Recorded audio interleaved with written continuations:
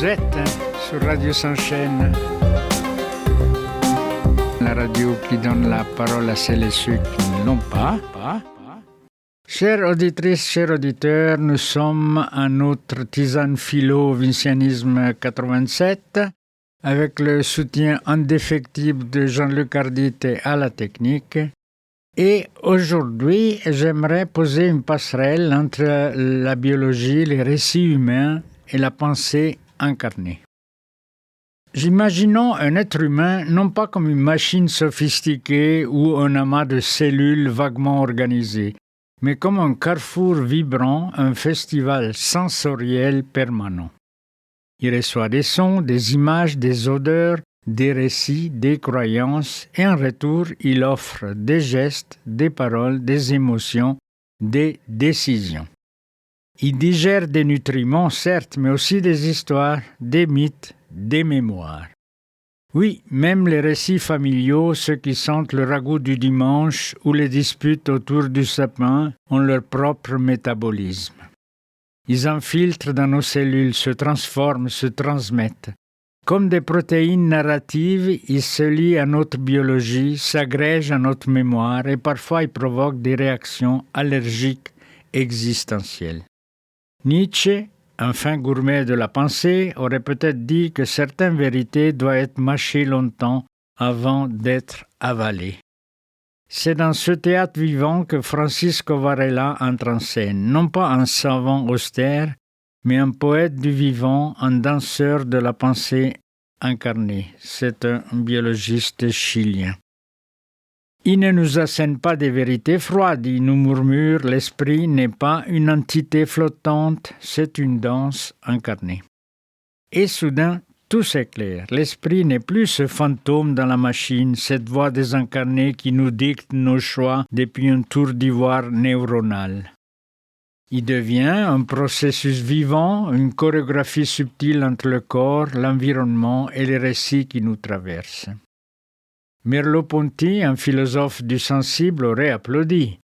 Le corps n'est pas un simple véhicule, mais le lieu même où le monde se donne à voir, à sentir, à penser.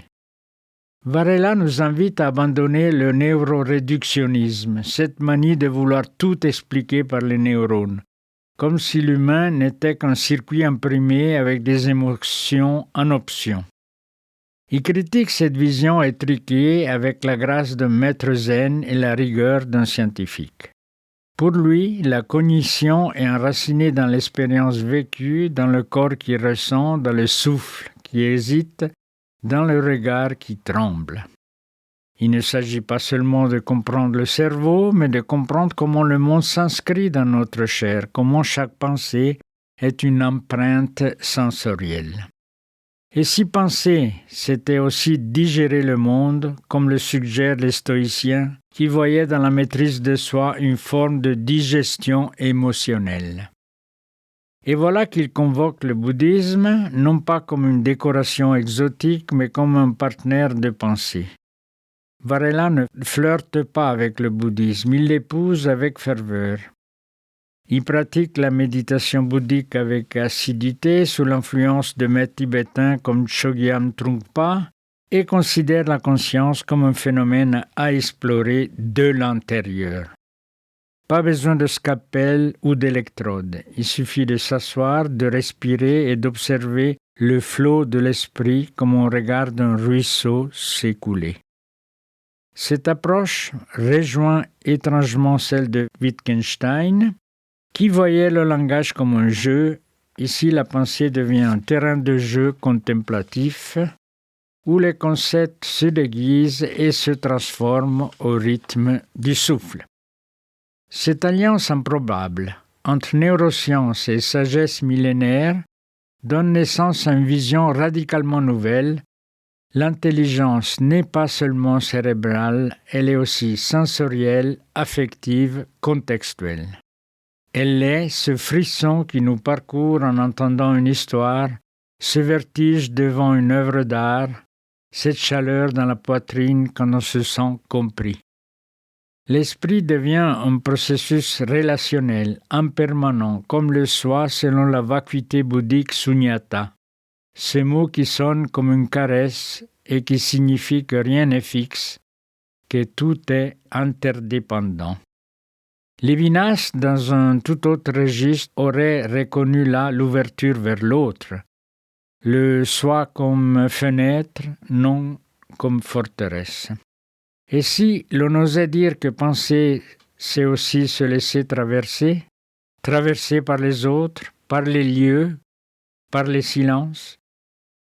Simone Weil, dans sa quête de pure attention, aurait peut-être vu dans cette pensée incarnée une forme de prière discrète, une manière de se rendre disponible au monde sans le posséder. Car penser avec le corps, c'est aussi penser avec vulnérabilité, avec porosité, avec cette étrange capacité à être affecté. Varela ne se contente pas de théoriser, il propose une épistémologie circulaire où le chercheur est aussi un participant en même temps. On ne peut comprendre la conscience sans l'expérimenter. Il développe une méthodologie contemplative croisant phénoménologie et pratique méditative et transforme le laboratoire en lieu de méditation. C'est une science qui respire, qui doute, qui écoute. Une science qui ne cherche pas à dominer le réel, mais à dialoguer avec lui. Gregory Bateson, avec sa théorie de la double boucle, aurait salué cette danse cognitive, où l'observateur et l'observé tournent ensemble dans une valse épistémologique. Son livre, L'inscription corporelle de l'esprit, est un manifeste pour cette science incarnée. Il y tisse un dialogue entre le bouddhisme et les sciences cognitives avec une élégance rare. Il ne cherche pas à fusionner deux mondes, mais à créer une passerelle, un pont suspendu entre la rigueur et la sagesse, entre le cerveau et le cœur. Et dans cette architecture, chaque récit collectif devient un enzyme culturel, catalysant nos réactions, nos émotions, nos décisions. En quelque sorte, une biologie narrative où les histoires sont digérées, mutées, transmises comme des gènes symboliques. Et si l'on osait aller plus loin, si chaque récit collectif était une protéine narrative, alors peut-être que notre culture est une immense soupe primordiale où les histoires flottent, se lient, mutent. Peut-être que nos cellules se souviennent des chants tribaux, des contes au coin du feu, des silences partagés. Peut-être que penser, c'est aussi se souvenir avec le corps. Hans Jonas, dans son éthique du vivant, nous inviterait à penser avec la terre, à inscrire nos idées dans une écologie de la conscience.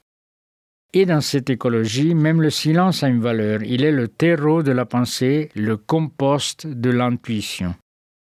Ainsi, avec Francisco Varela comme guide, nous embarquons dans une odyssée où la biologie rencontre les récits humains, où la pensée se fait chair, où l'esprit danse avec le monde. Ce n'est pas une simple théorie, c'est une invitation à vivre autrement, à penser avec élégance, à ressentir avec finesse. Et si l'on tend l'oreille, on entend peut-être Varela nous murmurer encore « Respire, observe, tu es déjà en train de penser ». Et dans ce souffle, peut-être, se cache le luxe discret d'une certaine élégance vitale, celle qui permet de danser avec ses idées et celles des autres, dans un bal où chaque pas est une ouverture vers l'inconnu, les inconnus. Et si finalement penser incarner n'est qu'une manière de réenchanter le monde, non pas en le fuyant, mais en l'habitant pleinement. Une pensée qui ne cherche pas à s'élever au-dessus du réel, mais à s'y lever avec tendresse et énergie, et est une pensée habitée en quelque sorte.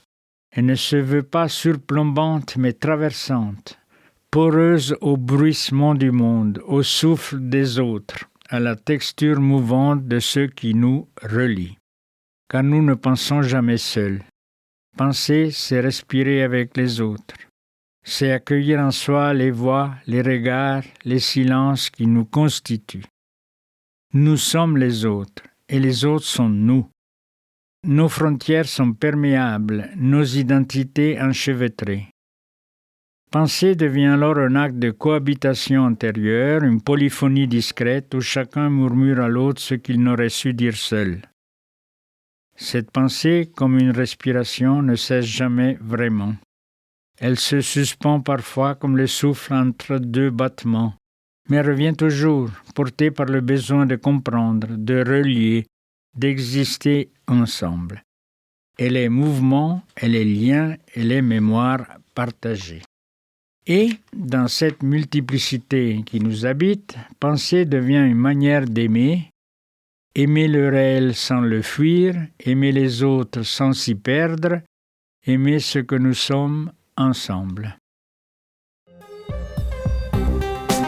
Vous êtes sur Radio Chansena, la radio qui donne la parole à celles et ceux qui ne l'ont pas.